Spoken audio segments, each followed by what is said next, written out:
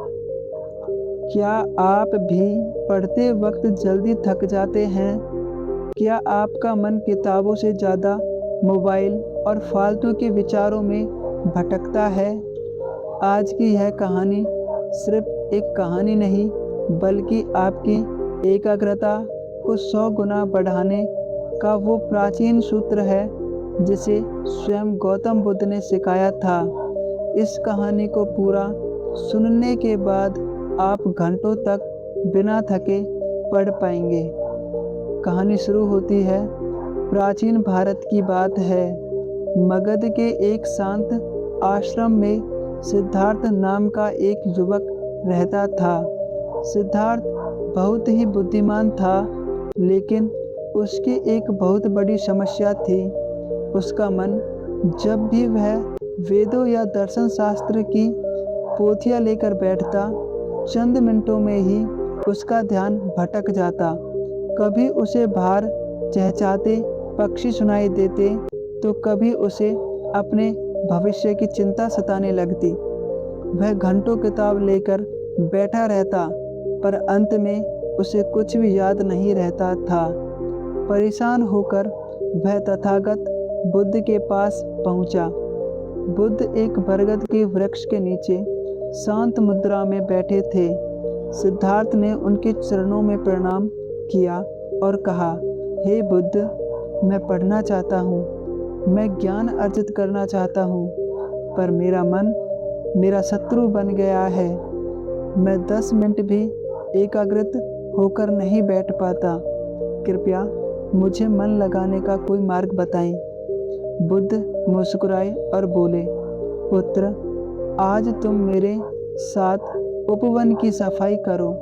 शाम को मैं तुम्हें तुम्हारे प्रश्न का उत्तर दूंगा। पूरे दिन सिद्धार्थ ने बुद्ध के साथ काम किया। शाम को बुद्ध ने उसे एक खाली घड़ा दिया, जिसमें कई छोटे छोटे छेद थे। बुद्ध ने कहा, सिद्धार्थ, इस घड़े में नदी से जल भरकर लाओ। सिद्धार्थ नदी पर गया, घड़ा भरा, लेकिन आश्रम तक आते आते सारा पानी छेदों से निकल गया।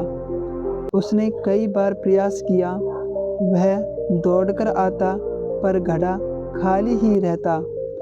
थक हारकर वह बुद्ध के पास बैठा और बोला, बुद्ध, यह असंभव है।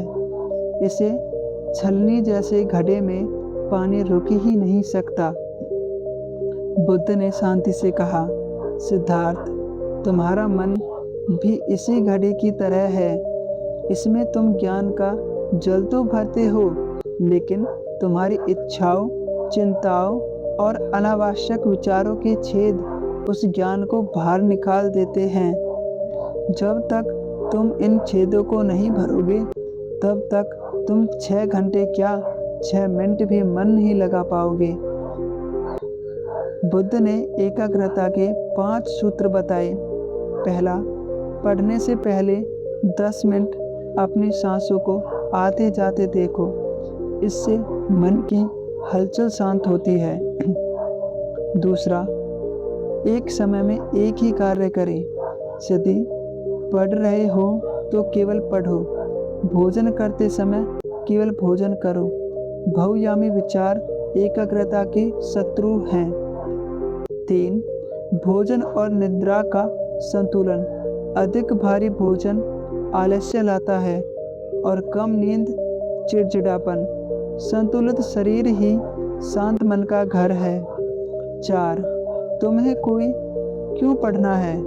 जब क्यों स्पष्ट होता है तो मन अपने आप रास्ते खोज लेता है। 5, दिन में कुछ समय बिल्कुल शांत बैठें, बिना किसी किताब या विचार के। सिद्धार्थ को अपनी गलती समझ आ गई।